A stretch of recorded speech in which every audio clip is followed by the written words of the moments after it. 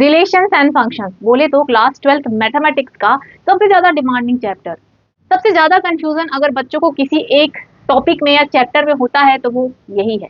लेकिन मैं तुम्हें बता दूं बच्चों कि ये बहुत ही आसान है और इंटरेस्टिंग भी है। देखो यार, ऐसा है कि किसी भी चीज को जब तक हम समझेंगे नहीं ना वो बोरिंग ही लगती है, और हम बनाएंगे ना इसे आसान। तो चलिए ले चलते हैं हम आप सबको क्लास 12 मैथमेटिक्स के सुहाने से सफर में।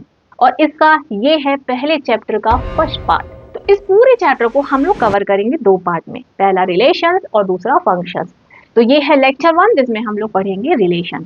तो चलिए शुरू करते हैं। इस चैप्टर का जो पहला टॉपिक रिलेशंस है ना, उसकी शुरुआत हो गई थी क्लास 11th में ही। क्लास 11th में तुमने क्या कैसा पढ़ा था वो हमें पता है, इसलिए इंट्रोडक्शन में हम लोग उस पार्ट को भी कवर करेंगे, यानी कि तुम्हारा रिवीजन करवाते हुए क्लास 12th के टॉपिक को स्टार्ट करेंगे। तो चलिए स्टार्ट करते हैं, लेट्स गेट स्टार्टेड। तो बच्चों, इस कहानी की शुरुआत होती है ऑर्डर्ड पेयर से। ये ऑर्डर्ड पेयर क्या है, चलिए देखते हैं। देखो, अगर मैं दो एलिमेंट्स को, दो नंबर्स को, दो फंक्शंस को ऐसे कॉमा लगा के ब्रैकेट के अंदर बंद कर देती हूँ, अगर हम दो एलिमेंट्स को ऐसे लिखते हैं, ये कहलाता है ऑर्डर्ड पेयर। याद रखो कि x, y का जो पेयर है वो y, x के इक्वल नहीं होता है। यानी अगर x, y हमने एक पेयर बनाया है तो y, x से वो अलग होगा, ये दोनों इक्वल नहीं होते हैं। किसी भी पेयर में ये जो 1 है, ये जो पहले पार्ट का नंबर है, ये कहलाता है x कोऑर्डिनेट, दूसरा कहलाता है y कोऑर्डिनेट। तो इसको कहते हैं ऑर्डर्ड पेयर। हमने ऑर्डर्ड पेयर कहाँ पढ़े हैं? हमने ऑर्डर्ड पेयर क्लास 9th में ही पढ़ रखा है। 9th क्लास में तुमने 2D ज्योमेट्री पढ़ी थी ना। किसी को एक वर्टिकल लाइन और एक हॉरिजॉन्टल लाइन कोऑर्डिनेट प्लेन को 4 पार्ट में बांटती है, और पहला पार्ट कहलाता है फर्स्ट क्वाड्रेंट, दूसरा सेकंड, तीसरा थर्ड और चौथा फोर्थ क्वाड्रेंट। जब कोई पॉइंट फर्स्ट क्वाड्रेंट में होता है तो उसका एक्स कोऑर्डिनेट, वाई कोऑर्डिनेट दोनों पॉजिटिव होते हैं। तो मतलब हमने 2D में इसे पढ़ रखा है। जब कोई पॉइंट वाई एक्सिस में होता है तो उसका एक्स कोऑर्डिनेट 0 हो जाता है। ये सब हमने पढ़ा था ना। तो ये ऑर्डर्ड पेयर ही होता है जो तुमने पहले दूसरे फॉर्म में पढ़ा था। ठीक, जब किसी भी कॉम्प्लेक्स नंबर को ग्राफ में बनाते हैं तो वो एक प्लेन में बनता है, जिसको ऑर्गन प्लेन कहते हैं। अगर ये कॉम्प्लेक्स नंबर है 3 + 4 आयोटा, और अगर मुझे इसे ऑर्डर्ड पेयर में लिखना है तो हम इसका रियल पार्ट ये लिख लेंगे और इसका इमेजिनरी पार्ट ये लिख लेंगे। यानी कि जब दो एलिमेंट्स या दो फंक्शंस किसी ऑर्डर्ड में अरेंज होते हैं, separated by comma and enclosed bye a bracket, bracket में बंद कर दो दो एलिमेंट को, बीच में लगा दो कॉमा, तो ये बन जाता है ऑर्डर्ड पेयर। तो ऑर्डर्ड पेयर तो आपको समझ में आ गया। अब इसके बाद क्लास 11th में पढ़ा हुआ पहला चैप्टर जो था सेट्स, उसे याद करो। सेट क्या था तुम सबको पता है। अब मान लो बच्चों कि मेरे पास दो सेट्स हैं ए और बी। ए और बी सेट्स में क्या होता है, अगर हमें सेट्स को ऐड करना है तो हम लोग यूनियन लेते हैं, उनमें कॉमन चाहिए तो हम लोग इंटरसेक्शन लेते हैं, सब्ट्रैक्शन करना हो तो हम उनका डिफरेंस लेते हैं। लेकिन अगर दो सेट्स को मल्टीप्लाई करने को बोला जाए तो वो होता है कार्टेशियन प्रोडक्ट। यानी कि product of two sets is denoted by A cross B. अगर हमें कोई दो सेट्स ए और बी दिए हैं तो उनको अगर हमें मल्टीप्लाई करना हो तो बेसिकली हम मल्टीप्लाई तो नहीं कर सकते, लेकिन हम उनका कार्टेशियन प्रोडक्ट ले सकते हैं, उसे कहते हैं ए क्रॉस बी। रिलेशन तुम्हें तब समझ में आएगा जब तुम्हें दो सेट्स का कार्टेशियन प्रोडक्ट अच्छे से बनने लगेगा।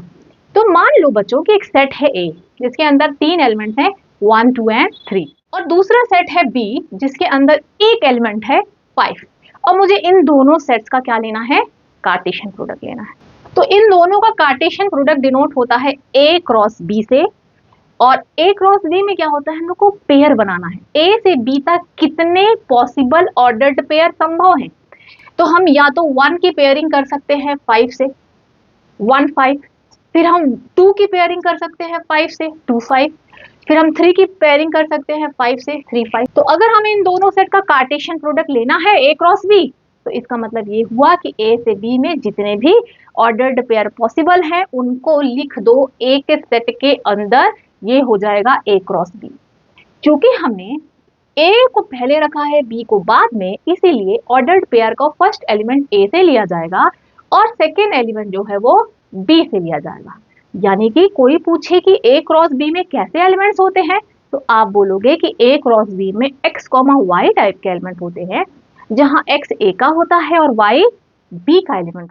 कार्टेशियन प्रोडक्ट को एक और एग्जांपल से समझते हैं। मान लो कि मेरे पास एक सेट है ए जिसके अंदर पी क्यू आर एलिमेंट्स हैं, दूसरा सेट है बी जिसके अंदर 7 और 8 और 9 है, और इनका हमें लेना है कार्टेशियन प्रोडक्ट। तो पहले पी का जो है 7 8 9 तीनों से पेयरिंग होगी। अगर हमें निकालना है Cartesian product of A and B तो हम कैसे लिखेंगे, ए क्रॉस बी। ए के एलिमेंट का बी के एलिमेंट के साथ कार्टेशियन प्रोडक्ट बनाना है ना। तो ए का पहला एलिमेंट क्या है, पी, तो पी की 7 के साथ पेयरिंग होगी P7, फिर P की 8 के साथ पेयरिंग होगी P8, फिर P की 9 के साथ पेयरिंग होगी P9, फिर दूसरा एलिमेंट क्या है Q, Q की पेयरिंग स्टार्ट होगी इनसे, तो Q की 7 के साथ होगी Q7, फिर Q की 8 के साथ होगी Q8, फिर Q की 9 के साथ होगी Q9, फिर R की पेयरिंग होगी, R की 7 के साथ होगी R7, फिर R की 8 के साथ होगी R8, फिर R की 9 के साथ होगी R9। तो इतने एलिमेंट्स होंगे इनके कार्टेशियन प्रोडक्ट में। सिंपल सी बात है कि अगर ए सेट में m एलिमेंट्स हैं, बी सेट में n एलिमेंट हैं, तो उनके कार्टेशियन प्रोडक्ट में होते हैं m इंटू n एलिमेंट्स। अगर एक सेट में 3 एलिमेंट है, दूसरे सेट में 2 एलिमेंट्स हैं, तो उनके कार्टेशियन प्रोडक्ट में कितने होंगे, 3 टू 6 एलिमेंट्स होंगे। तो ये है कार्टेशियन प्रोडक्ट। चलिए ऑफिशियल डेफिनेशन देखते हैं कार्टेशियन प्रोडक्ट। मान लो कि 2 सेट्स हैं ए एंड बी, और इन दोनों सेट में हमें कार्टेशियन प्रोडक्ट निकालना है। तो क्या होगा, हम इसे डिनोट करेंगे ए क्रॉस बी से। अब कार्टेशियन प्रोडक्ट में क्या होता है, ए से बी में जितने भी ऑर्डर्ड पेयर बन सकते हैं सारे बनाओ और एक ब्रैकेट के अंदर लिख लो। किसी मान लो तुम्हें 2 सेट्स दिए हैं ए और बी, और तुमसे पूछा जा रहा है कि इनका कार्टेशियन प्रोडक्ट निकालो। कार्टेशियन प्रोडक्ट में क्या होता है, ए से बी में जितने भी ऑर्डर्ड पेयर बन सकते हैं सारे बना लो और सबको सेट के अंदर रख दो।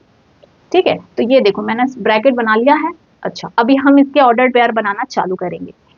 तो ए जो है वो पहले लिखा है, तो पहले मुझे ए के एलिमेंट से चालू करना है, सेट ए के एलिमेंट से स्टार्ट करना है। सेट का पहला एलिमेंट क्या है, 1 का पेयर बनाओ इसके बी के एलिमेंट जी से, फिर 1 का एच के साथ, फिर अभी 1 का हो गया पेयर, अब 2 का स्टार्ट करेंगे, 2 का जी के साथ बनेगा 2G, फिर 2 का H के साथ बनेगा 2H, 2 का भी बन गया।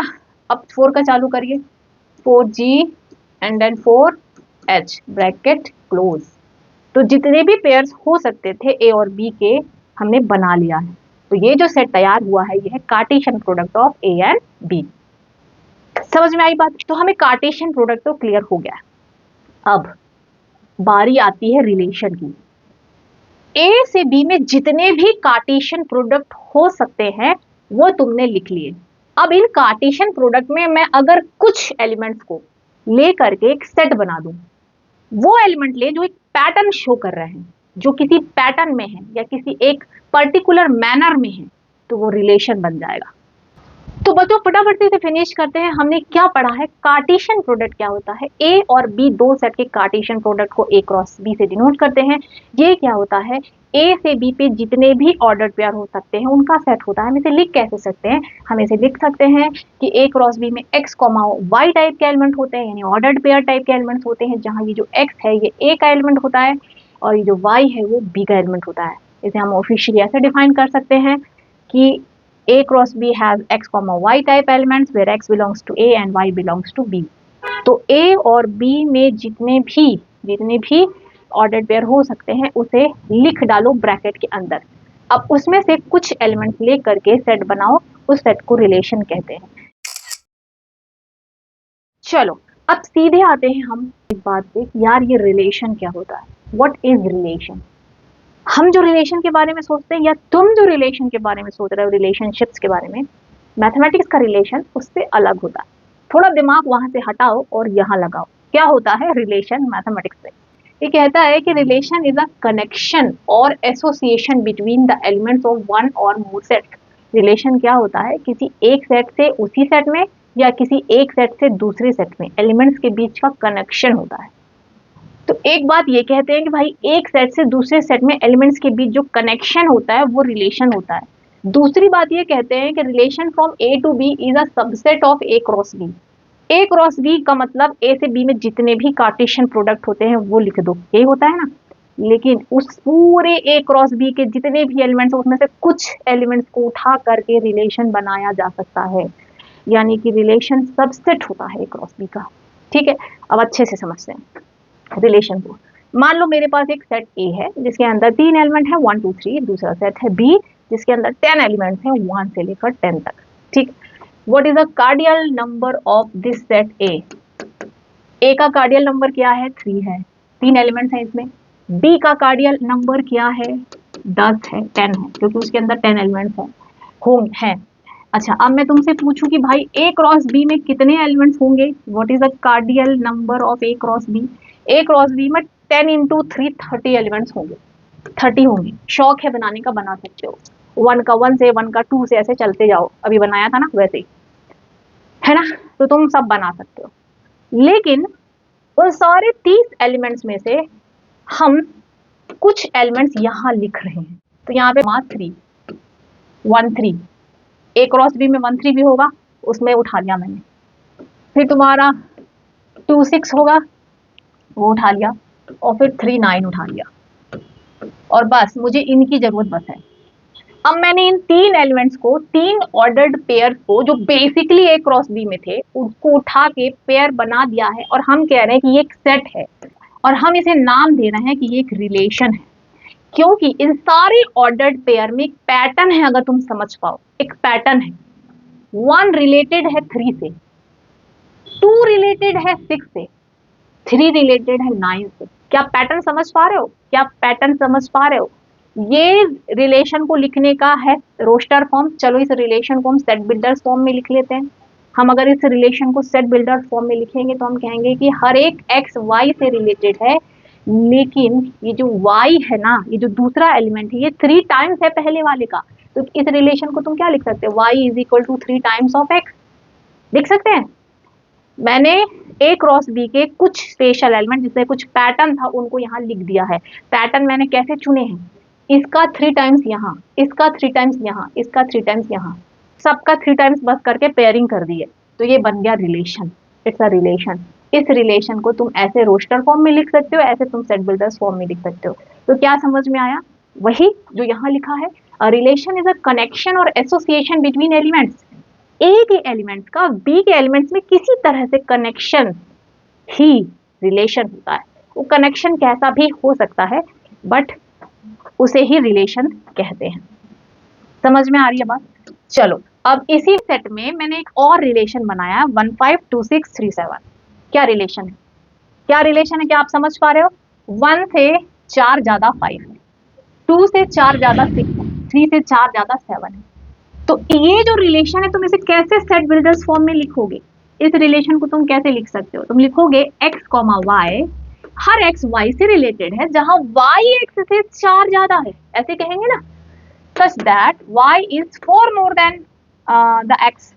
तो क्या लिखेंगे? x plus 4। तो देखो, हमने a से b में जितने ऑर्डर्ड पेयर्स हो सकते हैं उसमें से एक सबसेट उठाया, इन 3 एलिमेंट का सेट बनाया, ये रिलेशन बन गया। रिलेशन में क्या पैटर्न फॉलो हो रहा है भाई? x किससे रिलेटेड है? 1 5 से रिलेटेड है, 2 6 से रिलेटेड है, 3 7 से रिलेटेड। इसका मतलब क्या है? इसका मतलब है कि x y से रिलेटेड है जहां y x plus 4 है। तो ये है रिलेशन। तो रिलेशन सबसेट होता है कार्टेशियन प्रोडक्ट का। आई होप बच्चों आप समझ पा रहे होगे रिलेशन। तो ये तो बात हुई रिलेशन की, जो तुम क्लास 11th में भी पढ़ चुके हो। चलो थोड़ा सा आगे बढ़ते हैं। Number of relations from set A to set B. एक सेट ए से दूसरे सेट बी तक कितने रिलेशंस हो सकते हैं, उसका फॉर्मूला होता है 2 की पावर m इंटू n। जबकि ए सेट में कितने एलिमेंट्स हैं? ए सेट में अगर एलिमेंट्स हैं m और बी सेट में एलिमेंट्स हैं n, तो ए से बी में कितने रिलेशन होंगे? 2 की पावर m इंटू n। अगर एक सेट में 3 एलिमेंट्स है, दूसरे सेट में 2 एलिमेंट्स हैं, तो इस सेट ए से बी में कितने रिलेशन पॉसिबल हैं? कितने पॉसिबल है? 2 की पावर 3 टू द 6, 2 की पावर 6 इतने रिलेशन ए से बी में पॉसिबल है। तो अब ये कैलकुलेट करना तुम्हारे लिए बहुत आसान हो जाएगा कि भाई ए से बी में कितने रिलेशन पॉसिबल है। Just you have to use this formula 2 की पावर m इंटू n, जहां m क्या है? a में कितने एलिमेंट्स हैं, n क्या है? b में कितने एलिमेंट्स हैं। ठीक है, चलिए अब सीधे हम स्टार्ट करते हैं रिलेशंस के टाइप्स ऑफ रिलेशन। अब रिलेशन को हम 2 तरीके से समझते हैं। ए सेट से बी सेट में एक रिलेशन डिफाइन है। 1 किससे रिलेटेड है? सी से। 5 किससे रिलेटेड है? ए से। 8 किससे रिलेटेड है? बी से। तो हम इसको कैसे लिखते हैं? 1C, क्योंकि 1C से रिलेटेड है, 5A एंड 8B। ये देखिए, तो अभी मैंने सेम रिलेशन को यहाँ में तुम्हें डायग्राम से समझाया और सेम रिलेशन को यहाँ पे मैंने सेट के फॉर्मेट में लिखा, यानी कि ऑर्डर्ड पेयर के फॉर्म में। तो ये जो सेट बन के तैयार हो रहा है, ये क्या है? ये रिलेशन है। इसी रिलेशन को हम ऐसे लिख सकते हैं, तो ये रिलेशन है और आप देख सकते हो कि इस रिलेशन में सारे एलिमेंट कैसे हैं? ऑर्डर्ड पेयर टाइप के हैं। लेकिन ए से बी में जितने भी कार्टेशियन प्रोडक्ट हैं वो सारे इस रिलेशन में नहीं है, उसके कुछ रिलेशन है। क्योंकि रिलेशन क्या होता है? कार्टेशियन प्रोडक्ट का एक सबसेट होता है। Subset of Cartesian product from A to B is relation. किसी सर्टेन फॉर्म में या किसी डेफिनेट फॉर्म में ए के एलिमेंट बी के एलिमेंट से रिलेटेड होते हैं, मैप्ड होते हैं या अरेंज्ड होते हैं। किसमें? रिलेशन में। रिलेशन को तुम ऐसे भी शो कर सकते हो और तुम ऐसे सेट के फॉर्म में भी लिख सकते हो किसी रिलेशन को। देखो, हम जब क्लास 12 में रिलेशन एंड फंक्शंस पढ़ते हैं तो हमें अपना दायरा थोड़ा बढ़ाना होगा। ये जो रिलेशंस होंगे ये ट्राइंगल्स के सेट में कॉन्ग्रुएंसी का रिलेशन हो सकता है, लाइंस के सेट पे परपेंडिकुलर होने का रिलेशन हो सकता है, ह्यूमंस के सेट में ब्रदर होने का रिलेशन हो सकता है, सिस्टर्स होने का, वाइफ होने का रिलेशन हो सकता है, सन होने का रिलेशन हो सकता है, फादर होने का रिलेशन हो सकता है। इनको कहते हैं ब्लड रिलेशन। तो यानी कि रिलेशन अब क्लास 11th जैसा नहीं रहेगा 12th में। अब हमें अपना दायरा बढ़ाना होगा कि यार रिलेशन क्या भी हो सकता है, सेट क्या भी हो सकता है। ठीक है, अभी तक हमने जो बात की है वो बस क्लास 11th लेवल की है। बहुत बार बच्चे इस बात को लेकर कंफ्यूज होते हैं कि डोमेन क्या होता है, रेंज क्या होता है, कोडोमेन क्या होता है। चलो समझते हैं। तो इसे समझने के लिए हम एक एग्जांपल देखते हैं। मान लो कि मेरे पास एक सेट ए है और दूसरा सेट बी है। इन दोनों सेट में एक रिलेशन डिफाइन है आर। आर क्या करता है? ए के एलिमेंट को बी के एलिमेंट में आर क्या करता है? ए के एलिमेंट को बी के एलिमेंट से रिलेट करता है। अब इनमें रिलेशन कुछ इस तरह का है कि हर एक्स वाई से रिलेटेड है, जबकि ये जो वाई है ना वो एक्स से एक ज्यादा है। तो अगर इस रिलेशन की माने ए के कौन कौन से एलिमेंट बी के कौन कौन से एलिमेंट से रिलेटेड होंगे? -1 से एक ज्यादा कौन होता है भाई? 0 होता है। तो -1 किससे रिलेटेड होगा? 0 से। 0 किससे रिलेटेड होगा? अपने एक ज्यादा से यानी 1 से। 1 किससे रिलेटेड होगा? 2 से। 2 किससे रिलेटेड होगा? 3 से। 3 किससे रिलेटेड होगा? 4 से। सही बात है? ठीक है, चलो यहां तक की कहानी सबको क्लियर है। तो ये जो रिलेशन था पहले से ही लिखा हुआ था सेट बिल्डर फॉर्म में। लेकिन अगर कोई कहे कि भाई इस रिलेशन को तुम किस फॉर्म में लिख दो? रोस्टर फॉर्म में लिख दो। तो तुम कैसे लिखोगे? तुम कहोगे -1, 0, क्योंकि -1 0 से रिलेटेड है। 0, 1, 1, 2, 2, 3, 3, 4। ठीक है, और ब्रैकेट क्लोज कर देंगे। ये बन गया भाई रिलेशन। ठीक है ना जी। अब ये जो 3 के आगे बात बन नहीं रही है, तो ये जो 5 और 6 है ये लोग किसी से रिलेटेड नहीं है। अब अगर बी में मैं एक ऐसा सेट इमेजिन करूं, ये देखिए, इस सेट में ये खास बात है कि इसमें जितने भी एलिमेंट हैं वो ए के किसी ना किसी एलिमेंट से रिलेटेड है, यानी वो रिलेशनशिप में है। तो जो एलिमेंट रिलेशनशिप में है यानी किसी ना किसी एलिमेंट से रिलेटेड है, यानी कि बी के वो एलिमेंट जो ए के किसी ना किसी एलिमेंट से रिलेटेड है, ये जो एलिमेंट्स हैं ये एक सेट बनाते हैं।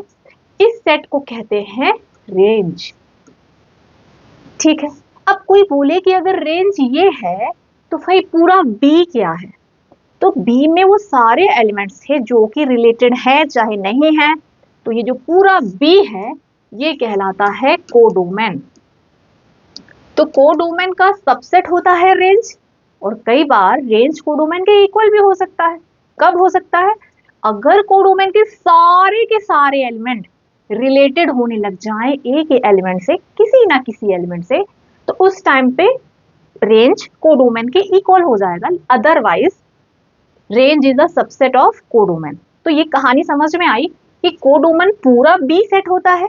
अगर रिलेशन ए से बी में चल रहा है तो ये पूरा बी सेट होता है कोडोमेन, और कोडोमेन में वो पर्टिकुलर एलिमेंट का सेट जो कि एक एक एलिमेंट से रिलेटेड है वो जो सेट होता है वो कहलाता है रेंज। अच्छा, रेंज कोडोमेन। अब यहाँ पे कोई बोले कि बताओ भाई रेंज क्या है, रेंज क्या है, तो रेंज तुम एक और तरीके से बता सकते हो। ये जो रिलेशन तुमने लिखा है ना, इसमें जो सेकेंड सेकेंड नंबर का एलिमेंट है, वो जो इमेज वाला है वो लिख दो, 0 1 2 3 4। ये वो एलिमेंट्स है जो किसी ना किसी की इमेज है, यानी कि ये रेंज बनाते हैं। चलो, अब कोई बोले कि कोडोमेन बताओ, तो तुम क्या लिख दोगे, codomain is equal to B. साक्षात बी ही कोडोमेन है, यहाँ पे पूरा बी कोडोमेन है। चलो, अब अगर ये पूछे कि डोमेन रेंज और कोडोमेन, तो भाई पिक्चर क्लियर है, but what is domain? Domain क्या है? डोमेन मतलब कि ये जो पूरे एलिमेंट्स हैं, ये पूरे एलिमेंट्स डोमेन होते हैं। या फिर जो तुमने रिलेशन बनाया है, इस रिलेशन में पहले पहले नंबर का एलिमेंट लिख दो, वो डोमेन हो जाएगा। -1 0 2 3।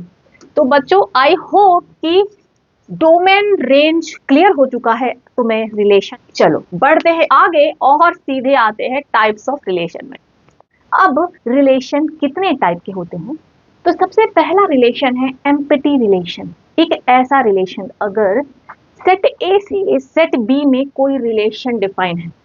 अगर ये रिलेशन ऐसा है, रिलेशन क्या होता है, ए से बी पे जितने ऑर्डर्ड पेयर होते हैं उनका सबसेट होता है।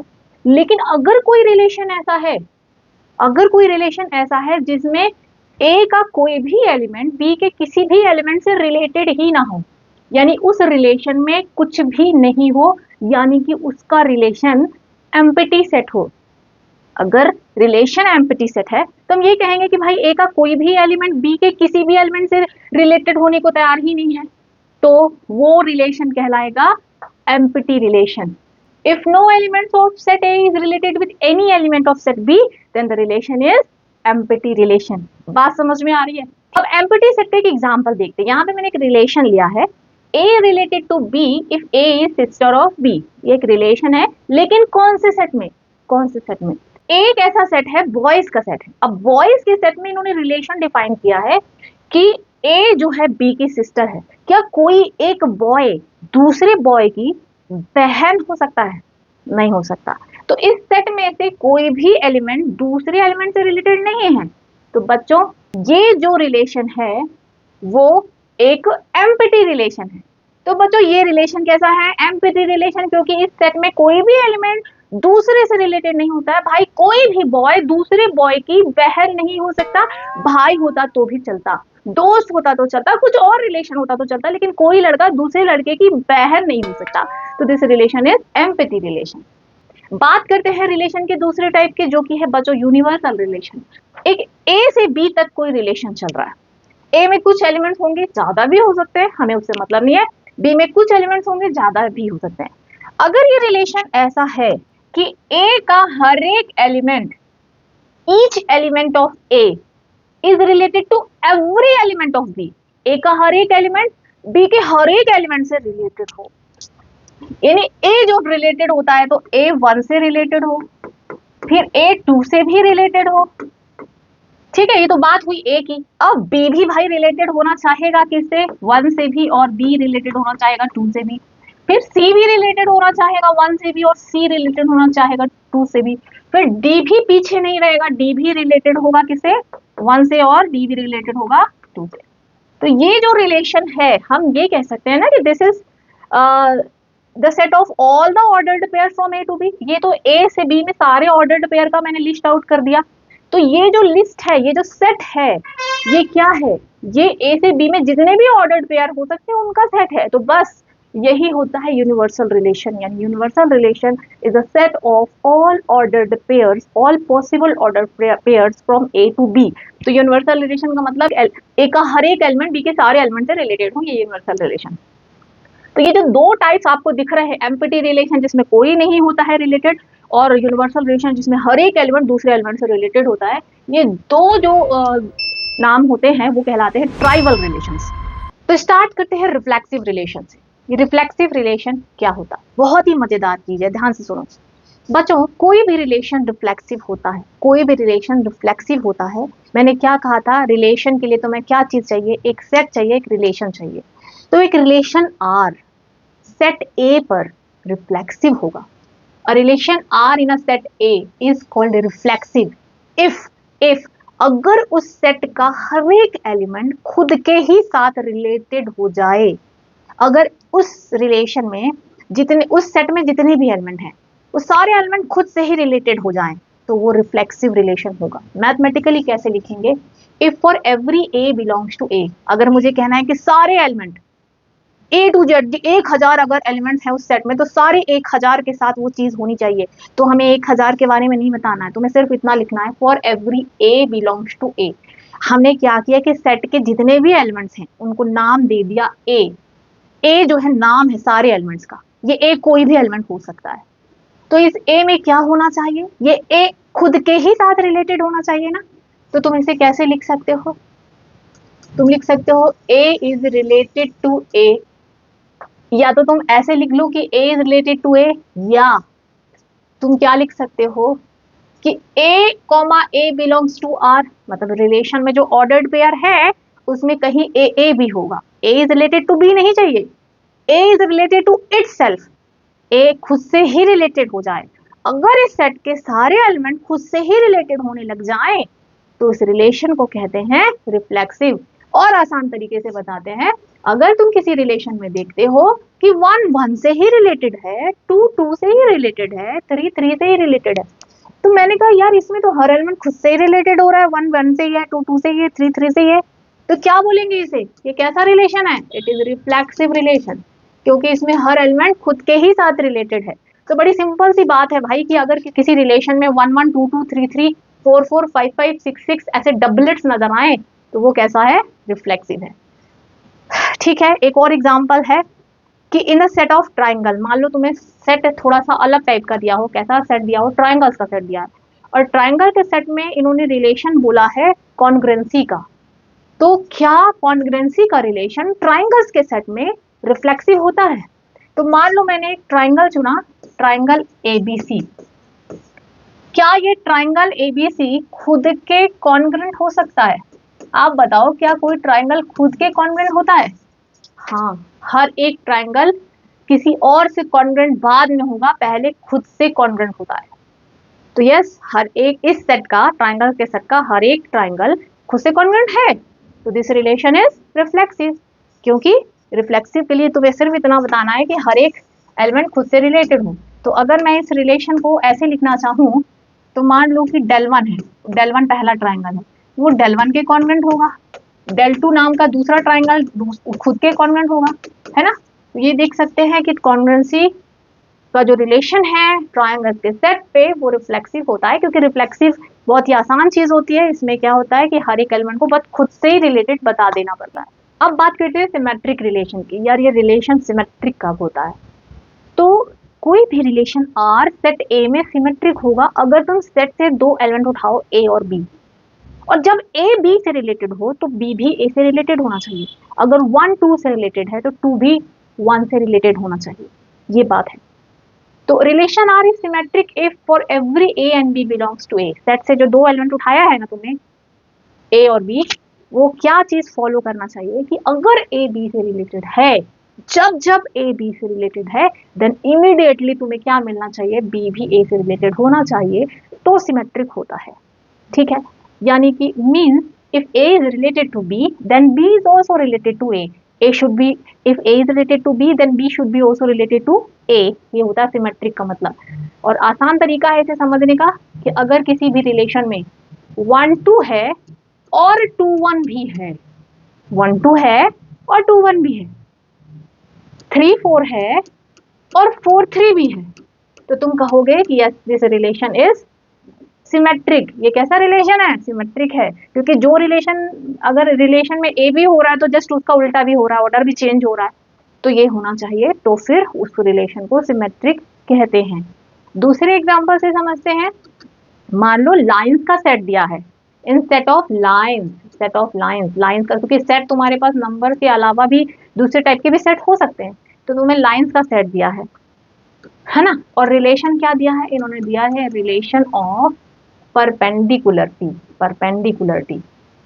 तो क्या लाइंस के सेट पे परपेंडिकुलर होने का रिलेशन एक सिमेट्रिक रिलेशन है? ठीक है, देख लेते हैं रिलेशन क्या है परपेंडिकुलर होने का। सेट कौन सा है, लाइंस का। तो लाइंस के सेट से मैंने उठाया L1 और L2। तो अगर L1 L2 के परपेंडिकुलर है तो क्या L2 भी उस टाइम पे L1 के परपेंडिकुलर होगी? डेफिनेटली यस, होगी।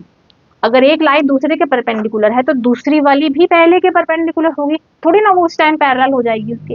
अगर L1 L2 के पैरेलल है तो L2 भी L1 के पैरेलल होगी, यानी ये रिलेशन जो है सिमेट्रिक रिलेशन है भाई। ठीक है, इसको लिखेंगे कैसे, आप इसको ऐसे भी लिख सकते हो या फिर ऐसे लिख सकते हो L1 comma L2 belongs to R, it implies L2 comma L1 is also belongs to R।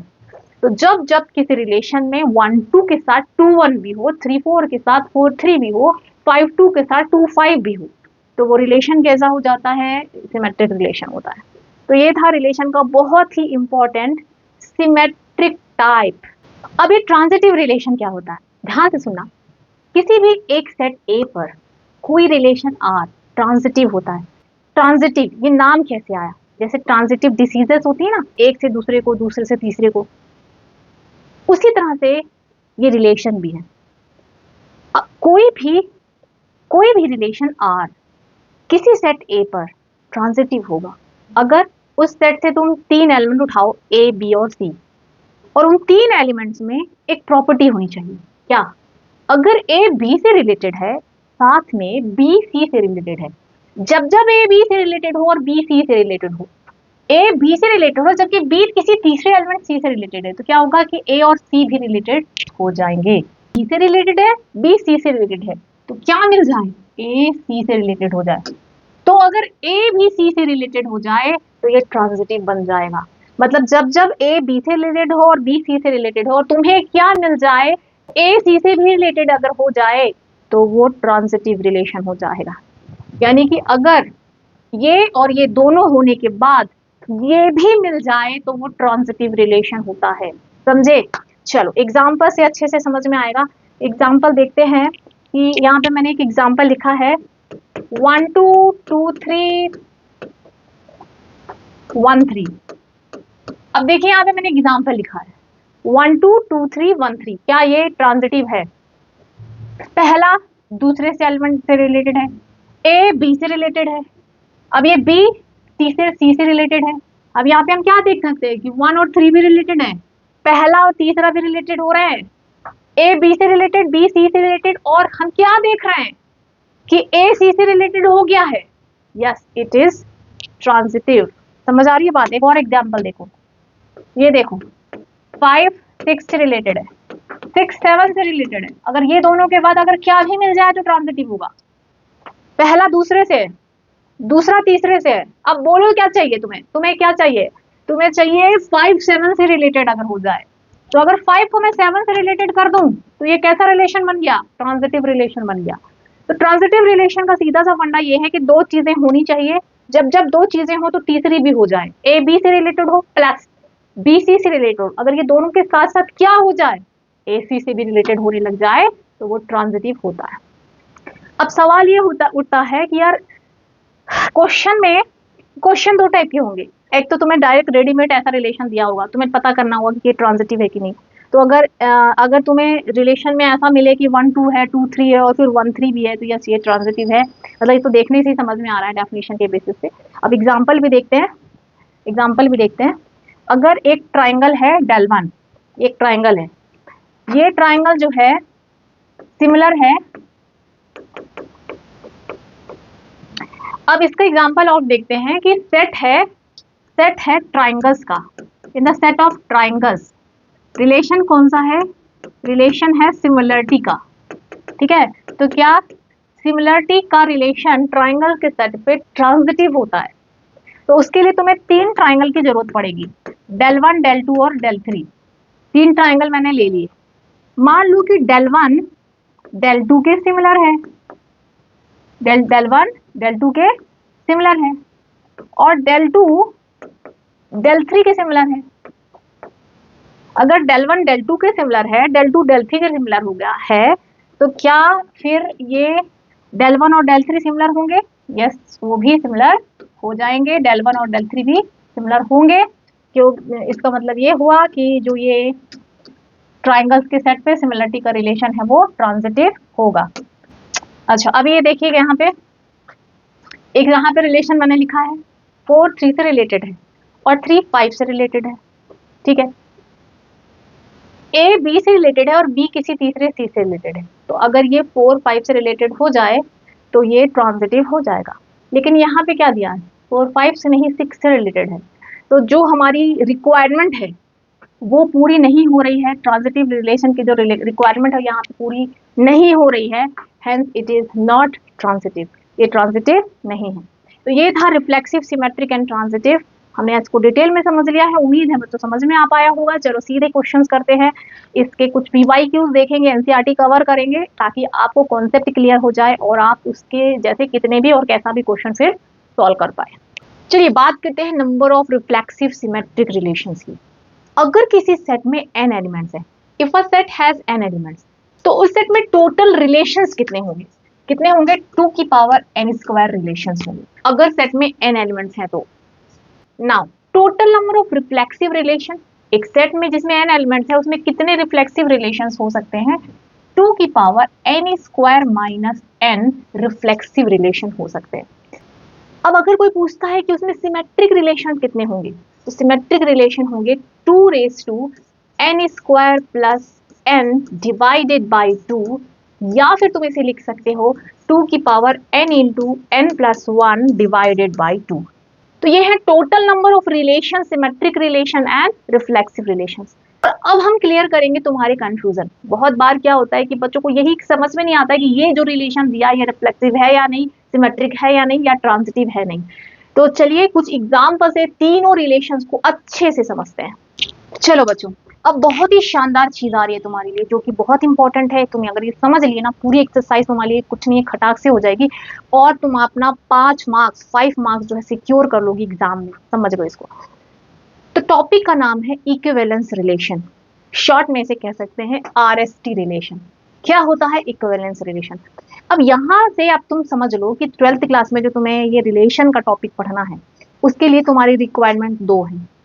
एक चीज की तुम्हें रिक्वायरमेंट है, एक रिलेशन। कैसा रिलेशन?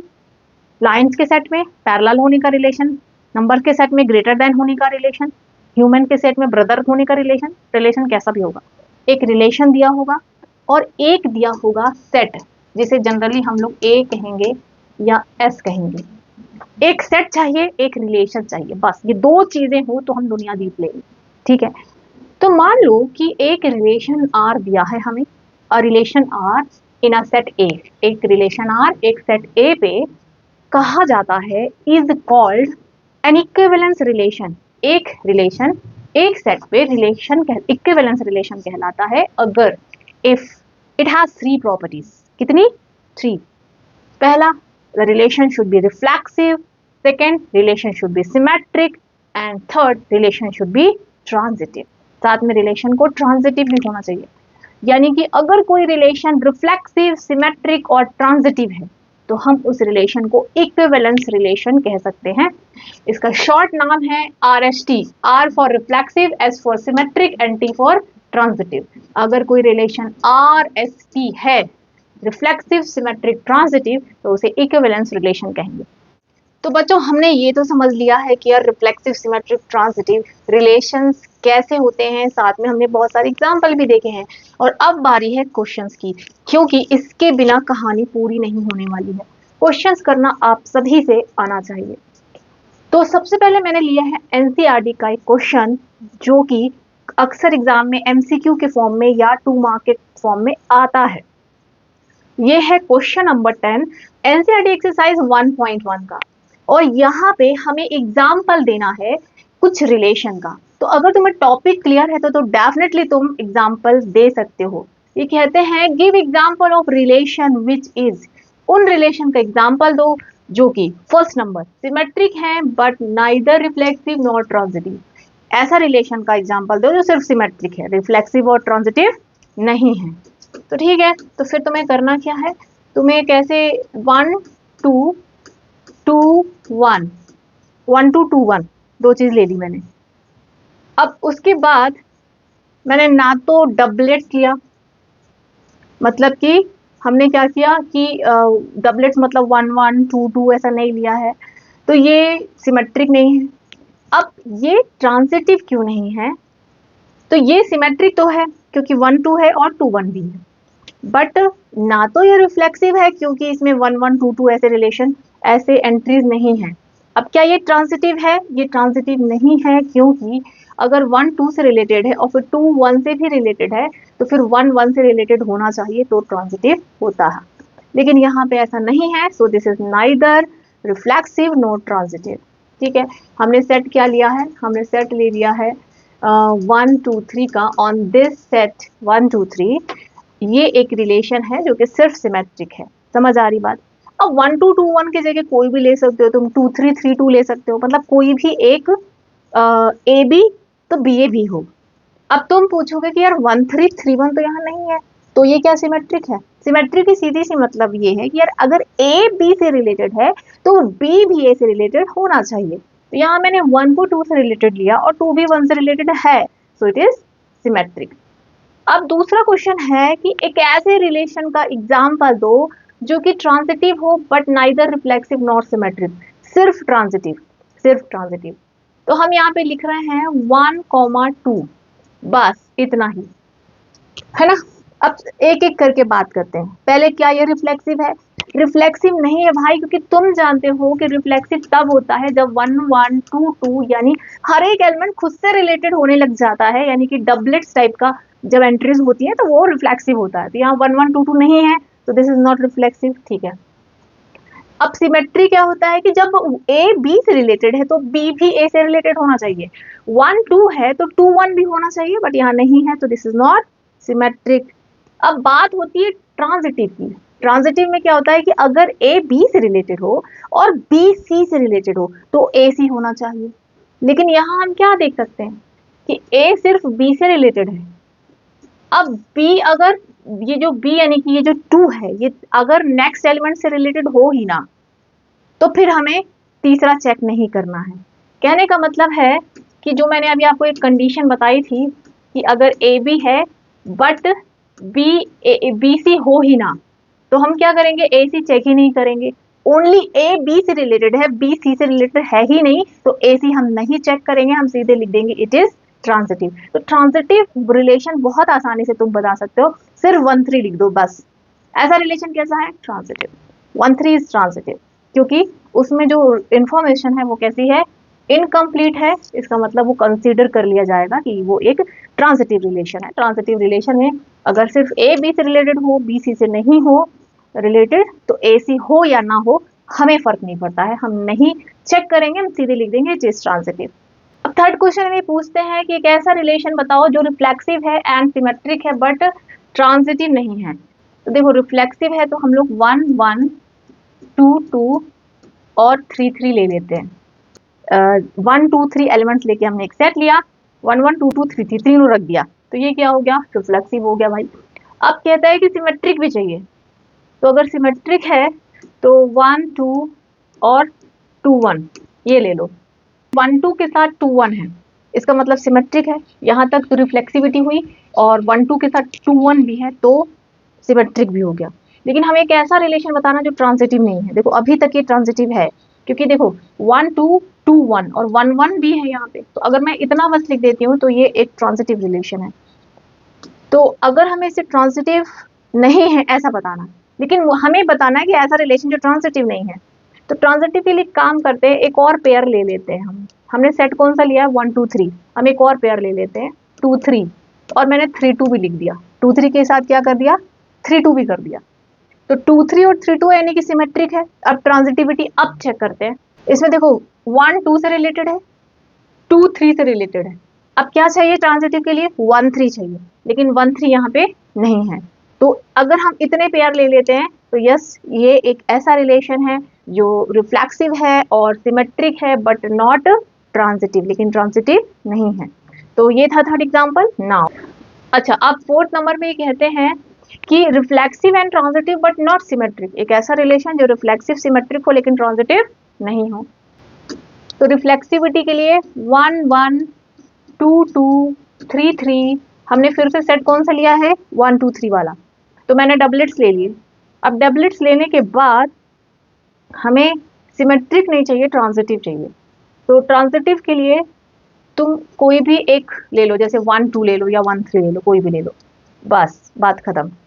अब इसमें देख सकते हैं 1 2 है लेकिन ये 2 1 नहीं है इसमें, तो सिमेट्रिक नहीं है ये। अब तुम पूछोगे कि ये ट्रांजिटिव कैसे है, क्योंकि ट्रांजिटिव के लिए हम देख सकते हैं कि 1 2 से रिलेटेड है, और 2 किससे रिलेटेड है, खुद 2 से ही रिलेटेड है, किसी नेक्स्ट एलिमेंट से रिलेटेड नहीं है बल्कि खुद के साथ ही है। तो अगर ऐसा है कि 1 2 से है और 2 खुद से ही है, तो ऐसे केस में ये ट्रांजिटिव होगा। अगर 2 3 से है और 3 3 से ही है तो फिर वो ट्रांजिटिव होगा। 4 5 से है और 5 5 से है तो फिर वो ट्रांजिटिव होगा। तो इस तरह से ये ट्रांजिटिव है और रिफ्लेक्सिव है, but this is not symmetric. Why not symmetric, क्योंकि 1 2 है बट 2 1 इज नॉट देयर। तो ये ट्रांजिटिव है बट नॉट सिमेट्रिक। इस क्वेश्चन में तुम्हें एग्जांपल देना है एक ऐसे रिलेशन का जो कि सिमेट्रिक है, ट्रांजिटिव है बट रिफ्लेक्सिव नहीं है। तुम जानते हो रिफ्लेक्सिव मतलब हर एक एलिमेंट खुद के साथ ही रिलेटेड होना चाहिए, 1 1 2 2 3 3 ऐसा होना चाहिए। तो तुमने क्या किया, एक सेट ले लिया 1 2 3। अब इसमें क्या करो, 1 3 1 3 और 3 1, 1 3 के साथ मैंने 3 1 ले लिया तो ट्रांजिटिव हो गया। अब क्या करो, 1 1 भी ले लो, 1 1 भी ले लो, ठीक है। अब 1 1 ले लिया तो अभी देख सकते हैं कि पलट रहा है, ए बी बी ए है तो सिमेट्रिक है। अब इसके बाद ए बी से रिलेटेड और बी सी से रिलेटेड और उसके बाद 1 1 से रिलेटेड, यानी कि ट्रांजिटिव भी है। 1 3 से और 3 1 से, उसके बाद 1 1 भी है, तो ये कैसा हो गया, ट्रांजिटिव हो गया। अब तुम बोलोगे कि यार इसमें 1 1 भी तो है, तो ये तो रिफ्लेक्सिव भी है। बट 1 1 तो है लेकिन बाकी तो पेयर्स नहीं है ना, 2 2 से रिलेटेड, 3 3 से रिलेटेड तो यहाँ नहीं है। तो इसमें बाकी डबलेट्स नहीं है, 2 2 से रिलेटेड नहीं है और 3 3 से रिलेटेड भी यहाँ पे नहीं है। तो ये सिंपल सा एग्जाम्पल हो सकता है ऐसे रिलेशन का जो कि सिमेट्रिक है, ट्रांजिटिव है बट नॉट रिफ्लेक्सिव। अब हम आते हैं बच्चों एक्सरसाइज 1.1 के उन क्वेश्चंस की जैसे क्वेश्चन तुम्हें एग्जाम में पूछे जाएंगे। तो एक्सरसाइज स्टार्ट करते हैं। तुम्हें क्या दिया होगा यार, एक सेट दिया होगा, ठीक है, एक सेट दिया होगा जिसके अंदर एलिमेंट्स हो सकते हैं, ट्राइंगल्स हो सकते हैं, लाइन्स हो सकते हैं, इंसान हो सकते हैं, मतलब कैसा भी एक सेट होगा। और उस सेट पे एक डिफाइंड रिलेशन होगा। तुम्हें बताना है कि जो रिलेशन दिया है वो गिवन सेट पे एक रिफ्लेक्सिव, सिमेट्रिक, ट्रांजिटिव रिलेशन है या नहीं। और अगर रिफ्लेक्सिव, सिमेट्रिक और ट्रांजिटिव तीनों है तो वो एक इक्विवेलेंट रिलेशन होगा। तो हमें ये प्रूव करना है और या चेक करना है, ठीक है। तो यहाँ पे मैंने फर्स्ट क्वेश्चन लिया है, उसका first part. On a set A 1 2 3 up to 14, एक सेट है जिसमें 1 से लेकर 14 तक के इंटीजर्स हैं और इस सेट पे एक रिलेशन इन्होंने डिफाइन किया हुआ है। कैसा रिलेशन है कि x y से रिलेटेड है, अगर y 3x minus y is equal to 0, ठीक है। इस रिलेशन को हम थोड़ा सा अच्छे से इजी बना के लिखते हैं। इस रिलेशन को बच्चों तुम लिख सकते हो कि x, y such that y is equal to 3x। इसका मतलब y जो है वो 3 टाइम्स है x का, यानी कि हर एलिमेंट अपने 3 गुना से रिलेटेड है, हर एलिमेंट अपने 3 गुना से रिलेटेड है, क्योंकि y का मतलब 3x है। तो x किससे रिलेटेड है, y से, और y क्या है 3x है। तो देखो क्वेश्चंस को करने के कई सारे तरीके हैं। सबसे आसान तरीका क्या होता है कि जो रिलेशन है ना उसको आप रोस्टर फॉर्म में लिख लो, डायरेक्ट लिख लो। तो इस रिलेशन को कैसे लिख सकते हो, ध्यान से सुनना। हर x y से रिलेटेड है जहां y 3x है। तो अगर ऐसी बात है तो कौन किससे रिलेटेड होगा, 1 किससे रिलेटेड होगा, अपने 3 टाइम्स से, यानी कि 3 से। 2 का 3 टाइम्स क्या होता है 6, तो 2 6 से रिलेटेड होगा। 3 किससे रिलेटेड होगा, 9 से होगा। 4 किससे रिलेटेड होगा, 12 से होगा, है ना। हमें मतलब अलाउ है 14 तक लेने के लिए, लेकिन देखते हैं कितने एलिमेंट रिलेटेड हो पाते हैं। अब जो मैंने 5 ले लिया तो 5 रिलेटेड होगा 5 के 3 टाइम्स यानी 15 से। लेकिन तुम देख सकते हो कि यहाँ पे तो 14 तक के ही मेंबर्स हैं, मतलब हम लोग ये वाला पेयर नहीं ले सकते, है ना। सिर्फ कहाँ तक ले सकते हैं हम लोग ले सकते हैं सिर्फ 4 तक। ओके, तो हम लोग सिर्फ 4 तक ले सकते हैं, तो हम लोग सिर्फ 4 तक ही ले सकते हैं। 1 3 से रिलेटेड है, 2 6 से रिलेटेड है, 3 9 से रिलेटेड है, 4 12 से रिलेटेड है, क्योंकि हर एलिमेंट अपने 3 टाइम से रिलेटेड लेना है। तो अगर कोई पूछे डोमेन क्या है तो 1 2 3 4 है डोमेन को। इसका रेंज क्या है, 3 6 9 12 है इसका रेंज, ठीक है। लेकिन क्वेश्चन डोमेन रेंज का नहीं है, क्वेश्चन है कि क्या ये रिलेशन रिफ्लेक्सिव सिमेट्रिक ट्रांजिटिव है। तो let's check the reflexivity first. चलो देखते हैं भाई ये रिफ्लेक्सिव है कि नहीं। तुम जानते हो कि रिफ्लेक्सिव का मतलब क्या होता है। रिफ्लेक्सिव का मतलब ये होता है बच्चों कि हर एलिमेंट खुद के साथ ही रिलेटेड होना चाहिए। तो क्या इस रिलेशन में 1 1 2 2 3 3 4 4 कहीं दिखाई दे रहा है? बिल्कुल भी नहीं। अंधा भी कह देगा कि इसमें 1 1 2 2 3 3 नहीं है। यानी बच्चों ये रिलेशन तो बिल्कुल भी रिफ्लेक्सिव नहीं है। सीधे सीधे अब लिख देना है, for all A belongs to the set. लिखना कैसे है ये कला थोड़ी सी सीखनी होगी। हम फॉर ऑल मतलब हर एक ए के लिए जो कि इस सेट का है, हम कह सकते हैं कि A comma A does not belongs to the relation. मतलब हर एक एलिमेंट खुद से रिलेटेड होना चाहिए तो रिफ्लेक्सिव होता है। तो ये तो मैथमेटिकल डेफिनेशन हुई। एक दो फ्री में आप एग्जाम्पल भी दे दो, भाई 1 1 नहीं है, 1 1 does not belongs to R, and similarly 2 2 भी नहीं है, does not belongs to R. तो सीधे सीधे आप कंक्लूजन लिख दो कि so this relation is not reflexive.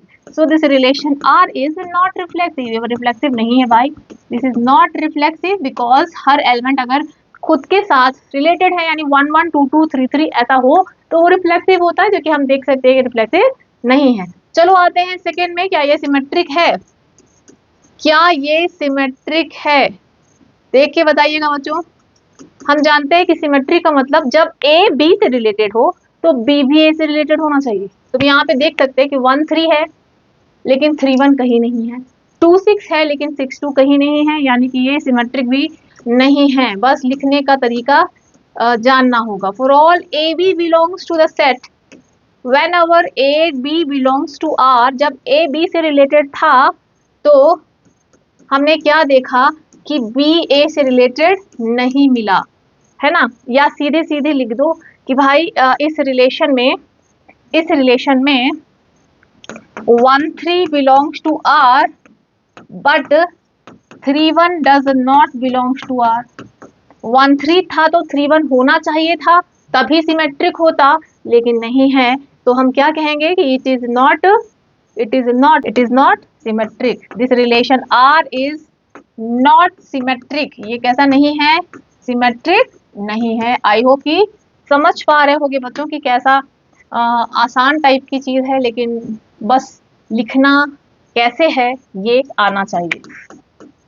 तो आते हैं हम ट्रांजिटिव में। ट्रांजिटिविटी बच्चों, ट्रांजिटिव के लिए हमें मतलब ये देखना है कि अगर ए बी से रिलेटेड है, बी सी से रिलेटेड है तो ए सी भी होना चाहिए। तो चलो देख लेते हैं रिलेशन में है क्या भाई ऐसा कुछ। 1 3 से रिलेटेड है और 3 9 से रिलेटेड है, ठीक है। अब तुम चेक करो कि क्या 1 9 कहीं है? 1 9 नहीं है, बिल्कुल भी नहीं है। तो हम कहेंगे कि ये रिलेशन कैसा नहीं है? ट्रांजिटिव नहीं है। तुम्हारे ऊपर है, तुम ए बी करके लिख दो या फिर तुम सीधे सीधे एग्जाम्पल दे दो। हम यहाँ पे सीधे एग्जाम्पल दे देते हैं। As 1 3 belongs to the relation, 1 3 है, साथ में 3 किससे रिलेटेड था? 9 से रिलेटेड था, बट जो हमें चाहिए था वो नहीं है। क्या चाहिए था तुम्हें? तुम्हें चाहिए था 1 9 जो कि नहीं है। 1 9 does not belongs to R. 1 3 है, 3 9 है, बट 1 9 नहीं है। सो this relation is not transitive, यानी कि ना तो ये रिलेशन रिफ्लेक्सिव है, ना सिमेट्रिक है और ना ही ट्रांजिटिव है। भाई कैसा रिलेशन है ये? कुछ भी नहीं है प्रॉपर्टीज के अंदर, ठीक है। तो दिस इज नॉट ट्रांजिटिव। और सबसे जरूरी बात क्या है बच्चों कि क्या तुम समझ पा रहे हो कि कैसे क्वेश्चंस को करना है तो ये आसान, लेकिन तुम्हारा समझना और अप्लाई कर पाना चीजों को क्वेश्चन में बहुत जरूरी है। चलो बच्चों आते हैं बहुत ही इंपॉर्टेंट क्वेश्चन में। इस क्वेश्चन में बहुत सारे बच्चों को डाउट होता है और बहुत जगह इसका सोल्यूशन तुम्हें रॉन्ग मिलेगा। चलो देखते हैं क्या है कोरिलेशन। इस क्वेश्चन में कहता है इन द सेट कैपिटल N, मतलब भाई नेचुरल नंबर का सेट है, सारे पॉजिटिव नंबर तुम ले सकते हो, लेकिन कौन से? जो कि नेचुरल है। 1 2 3 4 5 6 टाइप के ले सकते हो। और इसमें रिलेशन कैसा है कि x y से रिलेटेड है, लेकिन y कैसा है x+5, यानी x से 5 ज्यादा है, 5 ज्यादा है। तो ऐसा करते हैं, इस रिलेशन को पहले रोस्टर फॉर्म में लिख लेते हैं ताकि इजी हो जाए। तो अभी तुमने क्या किया, एक इनपुट डाला 1 नेचुरल नंबर से, तो 1 किससे रिलेटेड होगा, एक्स वाई से रिलेटेड है, जहां एक्स वाई से वाई एक्स से 5 ज्यादा है। तो 1 से 5 ज्यादा क्या होता है 6, 2 किससे 5 ज्यादा क्या होता है 7, 3 से 5 ज्यादा क्या होता है 8, ठीक है। लेकिन 4 हम नहीं ले पाएंगे, 4 से 5 ज्यादा 9 होता है, but we can't take y. भाई तुम बोलोगे क्यों, क्योंकि इसने कहा है कि जो तुम्हारा x है, जो तुम्हारा इनपुट है, वो 4 से छोटा होना चाहिए, 4 नहीं होना चाहिए, और बड़ा तो बिल्कुल भी नहीं। तो हम कहाँ तक ले पाएंगे, सिर्फ 3 तक ले पाएंगे, ठीक है ना जी। और अब हमने ब्रैकेट को कर दिया क्लोज, फाइन। अब हमारा रिलेशन थोड़ा सा आसान लगने लगा है और हमें कोई अब डाउट नहीं कौन किससे रिलेटेड होगा, सोचते रहो। सीधी सीधी सी बात है, 1 6 से रिलेटेड, 2 7 से रिलेटेड, 3 8 से रिलेटेड। अब इस रिलेशन को तुम्हें बताना रिफ्लेक्सिव सिमेट्री है क्या। तो कोई भी अंधा भी बता सकता है यार ये रिफ्लेक्सिव नहीं है। क्यों नहीं है, तुम बताओगे कि क्यों नहीं है रिफ्लेक्सिव। तो क्योंकि इसमें 1 1 2 2 3 3 वगैरह नहीं है, so it is not reflexive. देखो हम इस क्वेश्चन को करने का एकदम इजी तरीका बताते हैं, ए बी वगैरह कुछ मत लिख लो। यहाँ पे लिखो कि as 1 1 does not belongs to R, 2 2 does not belongs to R, 3 3 does not belongs to R. मतलब कि 1 1 2 2 3 3 वगैरह यहाँ नहीं है, so it is, so R is not reflexive. यानी कि ए बी जब आ जाते हैं ना तो थोड़ा सा बच्चों को डिफिकल्ट लगने लगता है। इन केस तुम्हें डिफिकल्ट लगता है वो ए बी वाली मेथड, तो तुम ऐसा ही कर लो। तो ये रिफ्लेक्सिव नहीं है क्योंकि इसमें डबलेट्स नहीं है, 1 1 2 2 3 3 वगैरह नहीं है यहाँ पे। चलो अब हम आते हैं सिमेट्रिक में। सिमेट्रिक में क्या ये सिमेट्रिक है, तो सिमेट्रिक के लिए देखो बच्चों होता क्या है, 1 6 है तो 6 1 भी होना चाहिए, 2 7 है तो 7 2 भी होना चाहिए, 3 8 है तो 8 3 भी होना चाहिए, जो कि नहीं है। तो यहाँ पे हम सीधे लिख देंगे 1 6 as 1 6 belongs to the relation but 6 1 does not belongs to relation, or 2 7 belongs to relation, 2 7 relation में है लेकिन 7 2 डज नहीं है रिलेशन में, 3 8 रिलेशन में है और 8 3 रिलेशन में नहीं है। इसलिए आर सिमेट्रिक बिल्कुल भी नहीं है, आर इज नॉट सिमेट्रिक, ठीक है ना भाई, ये सिमेट्रिक भी नहीं है। तो ये रिफ्लेक्सिव सिमेट्रिक नहीं है, ये तो समझ आ गया। तो चलो हम लोग ट्रांजिटिविटी चेक करते हैं। हमने यहाँ पे लिख लिया ट्रांजिटिव। अब बच्चों तुम जानते हो कि ट्रांजिटिव का मतलब ये होता है कि अगर ए बी से रिलेटेड है और बी भी सी से रिलेटेड है, the condition is A B B C दोनों रिलेशन में होना चाहिए। तो देखो कि ए सी है कि नहीं, ठीक। लेकिन अगर हम यहाँ की बात करें तो 1 6 से रिलेटेड है लेकिन अगली बार 6 किसी से भी रिलेटेड नहीं है, 2 7 से रिलेटेड है लेकिन 7 किसी और से रिलेटेड नहीं है, 3 8 से रिलेटेड है लेकिन 8 किसी और से रिलेटेड नहीं है, इनफ इंफॉर्मेशन नहीं है। तो जब ए बी रिलेटेड हो बी सी हो ही नहीं, तो ए सी हम चेक नहीं करेंगे, सीधे लिख देंगे इट इज ट्रांजिटिव, जो मैंने अभी आपको समझाया था, पहले भी समझा चुके हैं। There is no pairs like AB and BC, so there is no reason to expect AC in R, AC in R। यानी कि अगर इनफ इंफॉर्मेशन हो ही ना तो हम सीधे लिख देंगे कि वो ट्रांजिटिव है।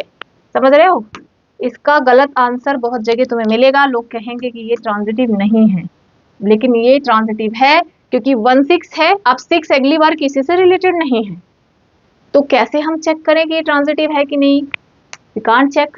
तो हम यहाँ पे लिखेंगे सो आर इज ट्रांजिटिव। ये कैसा रिलेशन है, ट्रांजिटिव है। तो finally conclusion is this relation is neither reflexive not symmetric but transitive. तो इसमें जो फर्स्ट क्वेश्चन है इसमें कई सारे पार्ट हैं और कई बार ऐसे भी क्वेश्चंस आएंगे जो कि ह्यूमंस के सेट में होंगे, ट्राइंगल्स के सेट में होंगे, लाइंस के सेट में होंगे। तो चलो देखते हैं और कुछ क्वेश्चंस देख लेते हैं।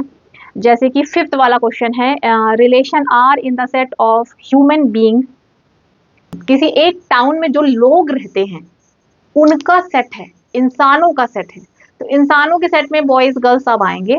तो उस सेट पे एक रिलेशन है कि एक्स वाई से रिलेटेड है। अगर एक्स जो है ये जो है वो वाइफ है और ये जो है वो हस्बैंड है।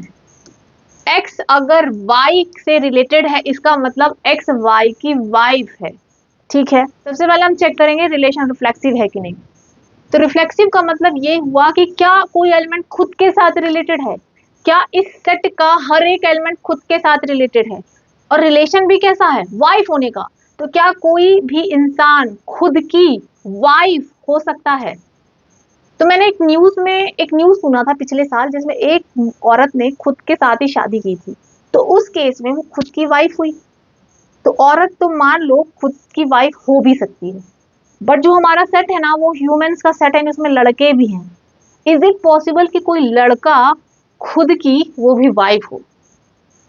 यार ये तो संभव नहीं लग रहा है। और कोई लड़की खुद की वाइफ, एक केस मैंने लास्ट ईयर न्यूज में सुना था कि एक औरत थी जो खुद के साथ ही शादी कर ली थी। और बट हम ऐसे एक्सेप्शंस पे ध्यान नहीं देंगे। जनरली क्या होता है, कोई भी इंसान खुद की वाइफ नहीं हो सकता। तो हम यहाँ पे लिखेंगे as no one can be wife of her or himself. ठीक है, हर और हिमसेल्फ, कोई भी खुद की वाइफ नहीं हो सकता। That means X x does not belongs to R. इसका मतलब एक्स एक्स टाइप के एलिमेंट नहीं है, डबलेट्स नहीं है हमारे सेट में। So it is not reflexive. सीधी सी बात है भाई कि आर जो है वो नहीं है कैसा, रिफ्लेक्सिव। आर रिफ्लेक्सिव नहीं है। ठीक है, ये वर्ड्स में लिख के समझा दो या x x does not belongs to R ऐसा बता दो, तो इसलिए हम कहेंगे कि yes this relation is not reflexive. सही है। चलो अब हम बात करते हैं सिमेट्रिक की। क्या ये रिलेशन सिमेट्रिक है या नहीं है। तो सिमेट्रिक के लिए तुम्हें बताना होता है कि अगर एक्स वाई से रिलेटेड है तो वाई भी एक्स से रिलेटेड होना चाहिए। तो मान लेते हैं कि कोई एक्स है जो कि वाई से रिलेटेड है। इसका मतलब ये हुआ कि भाई ये जो एक्स है वो बेचारी वाइफ है इसकी, इस हस्बैंड की। ठीक है, अब तुम्हें ये बताना है कि वाई भी एक्स से रिलेटेड है। तो वाई जो कि पहले हस्बैंड बन के बैठा था, क्या वो अब इस एक्स की वाइफ हो सकता है। अगर एक्स वाई की वाइफ है तो वाई एक्स की वाइफ नहीं हो सकता। वाई एक्स हमारे रिलेशन में नहीं है। अगर अनुष्का विराट की वाइफ है तो क्या हो सकता है कि विराट भी कभी अनुष्का की वाइफ बन जाए। हस्बैंड है वो, तो वो कभी भी अनुष्का की वाइफ नहीं हो सकता। विराट कोहली उसका हस्बैंड है। यानी कि हमें ये समझ में आता है यार कि अगर एक्स वाई में है तो वाई एक्स में नहीं होगा। अगर एक्स वाई की वाइफ है तो वाई एक्स की वाइफ नहीं हो सकता, वो तो उसका हस्बैंड हो जाएगा। तो हम यहाँ पे लिखेंगे कि let y x y belongs to R but y x can not be belongs to R. So this is not, R is not symmetric. भाई हम बोल देंगे साफ साफ ये रिलेशन बिल्कुल भी सिमेट्रिक तो नहीं है। This is not symmetric. I hope बच्चों की रिफ्लेक्सिव और सिमेट्रिक जो है वो तुम्हें समझ में आ गया है इस एग्जाम्पल में। रिलेशन रिफ्लेक्सिव और सिमेट्रिक तो बिल्कुल भी नहीं था। अब चलो चेक करते हैं कि क्या ये रिलेशन ट्रांजिटिव है। क्या ये रिलेशन ट्रांजिटिव है। ठीक है, तो ट्रांजिटिव के लिए तुम्हें ढूंढने होंगे 3 मुर्गे। हमें ट्रांजिटिव के लिए 2 रिक्वायरमेंट होती है, एक्स वाई से रिलेटेड हो, वाई जेड से रिलेटेड हो, है ना। तो मान लो कि एक्स नाम का कोई पर्सन है जो वाई की वाइफ है। तो सपोज एक्स वाई से रिलेटेड है। अगर एक्स वाई से रिलेटेड है इसका मतलब क्या है कि एक्स वाई की वाइफ है। ठीक है, तो इसका मतलब वाई जो है वो मेल है। तो क्या ऐसा हो सकता है कि अब वाई जो कि मेल है वो खुद किसी तीसरे की वाइफ बन के बैठा, पॉसिबल है। नहीं है भाई, लड़का है वो। क्यों, एक्स वाई से रिलेटेड मतलब एक्स वाइफ थी वाई की, यानी वाई जो है वो हस्बैंड था। तो वो अब इसका हस्बैंड कभी किसी की वाइफ नहीं हो सकता बिकॉज वो एक मेल है। तो अब एक्स वाई से जब रिलेटेड था लेकिन वाई जेड से रिलेटेड हो ही नहीं सकता क्योंकि वाई कभी भी वाइफ नहीं हो सकता जेड, किसी भी जेड की, वो लड़का हो लड़की कुछ भी हो, भाई वाई जो है वो ऐसा नहीं हो सकता कि वाइफ हो, क्योंकि वो एक मेल है। तो जब एक्स वाई के साथ वाई जेड हो ही नहीं पाया तो क्या हम एक्स जेड चेक करेंगे? नहीं। जो मैंने अभी आपको एक्सेप्शनल केस बताया था, स्पेशल केस बताया था, उससे हमें चेक करने की जरूरत नहीं है कि एक्स जेड से रिलेटेड है कि नहीं। इस तरह से ये रिलेशन रिफ्लेक्सिव नहीं है। क्यों? क्योंकि इसमें कोई भी एलिमेंट खुद से रिलेटेड नहीं है, कोई भी खुद की वाइफ नहीं हो सकता। सेकेंड, ये रिलेशन सिमेट्रिक नहीं है, क्योंकि एक्स वाई से रिलेटेड है तो वाई एक्स से रिलेटेड नहीं है। अगर एक्स वाई की वाइफ है तो वाई एक्स की वाइफ नहीं हो सकता। बट ये रिलेशन ट्रांजिटिव है, क्योंकि अगर एक्स वाई से रिलेटेड है मतलब कि एक्स वाई की वाइफ है, इनकी वाई हस्बैंड है। अब वो वाई जो किसी का हस्बैंड है वो अगली बार किसी की वाइफ बन के नहीं बैठ सकता। अगर एक्स वाई से रिलेटेड है मतलब कि वाई हस्बैंड है और एक्स क्या है? वाइफ है। अब ये वाई जो एक्स का हस्बैंड है ये किसी जेड की वाइफ हो सकता है क्या? नहीं हो सकता। यानी कि वाई जेड से रिलेटेड हो ही नहीं सकता। एक्स वाई से रिलेटेड है बट वाई जेड से रिलेटेड है ही नहीं, इसका मतलब कि कंप्लीट इंफॉर्मेशन नहीं है। तो by special case of transitive relation ये रिलेशन कैसा होगा? ट्रांजिटिव होगा। ये रिफ्लेक्सिव सिमेट्रिक नहीं है बट ट्रांजिटिव है। तो बच्चों इस तरह से हमें रिफ्लेक्सिव सिमेट्रिक ट्रांजिटिव वाले टॉपिक के क्वेश्चंस करने हैं। तो ये था इसका one short video, detail video. इसके एडवांस क्वेश्चंस और प्रैक्टिस क्वेश्चंस लेके हम फिर आएंगे, लेकिन फिलहाल हमें जाना होगा। तो मिलते हैं जल्दी ही। Bye for now.